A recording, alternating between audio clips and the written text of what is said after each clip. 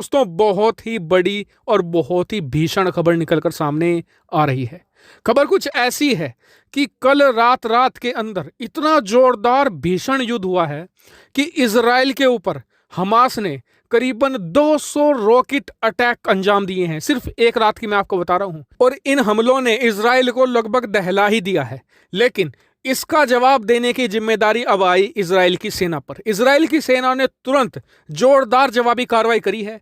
और कितनी जोरदार है, अंदाजा इस बात से लगाइए कि अब तक 130 हमले इजराइल की सेना अंजाम दे चुके हैं। 130 ठिकाने तबाह किए जा चुके हैं हमास के। लेकिन जो सबसे बड़ी ट्रेजेडी ये हुई है कि इसमें 30 लोग मारे जा चुके हैं। लेकिन उससे बड़ी बात, फिलिस्तीन के करीबन 9 छोटे छोटे बच्चे भी इसमें मारे जा चुके हैं। हालांकि इजराइल को नुकसान नहीं हुआ, क्योंकि इजराइल के पास दुनिया का सबसे उन्नत डिफेंस सिस्टम आयरन डोम है। ऐसे में उन्हें तो कुछ इससे खास फर्क नहीं पड़ा। और उससे भी गंभीर बात यह है कि अब जो इजराइल के पड़ोसी देश है, खासकर कि जॉर्डन और लीबिया, कहीं ये भी युद्ध में ना कूद पड़े। ये सबसे बड़ा खतरा अब पैदा हो गया है, क्योंकि इससे बहुत सारे लोगों की जान जा सकती है। हालांकि अब आप पूछेंगे कि ये हमला आखिरकार हो क्यों रहा है, क्यों लड़ रहे हैं ये?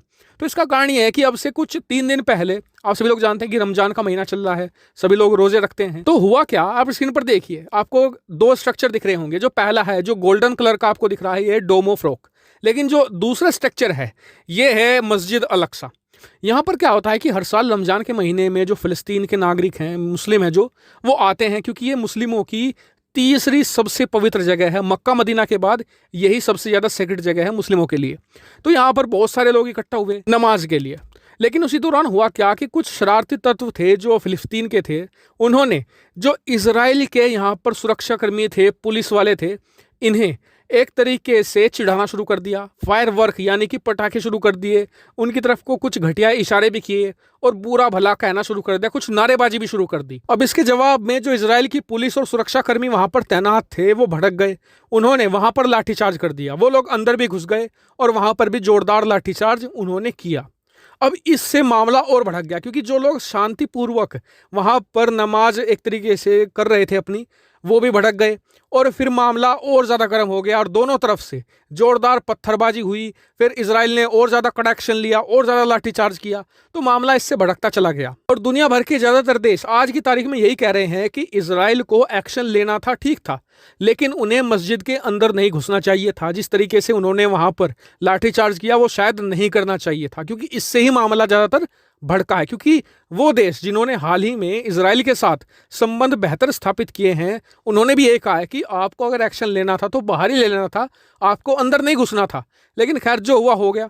इससे जो बाकी के कट्टरपंथी थे वो भड़क गए, खासकर कि ईरान, हमास और इसके अलावा जो गाजा पट्टी के लड़ाके हैं वो भी भड़क गए। उन्होंने पिछले 2 दिनों से जोरदार रॉकेट फायरिंग शुरू कर दी है इजराइल के ऊपर।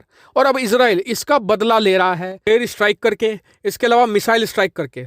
और इसमें जो निशाना बन रहे हैं वो बन रहे हैं जो फिलिस्तीन के आम नागरिक हैं। वो इन लड़ाई में कट्टरपंथियों के इजराइल के बीच में पिस गए हैं। 9 बच्चों की मौत हो गई है और अभी भी आंकड़ा बताया जा रहा है कि ये और ज़्यादा बढ़ेगा, क्योंकि अभी भी हमास और इजराइल के बीच जो युद्ध है वो लगातार तेजी से भड़कता जा रहा है।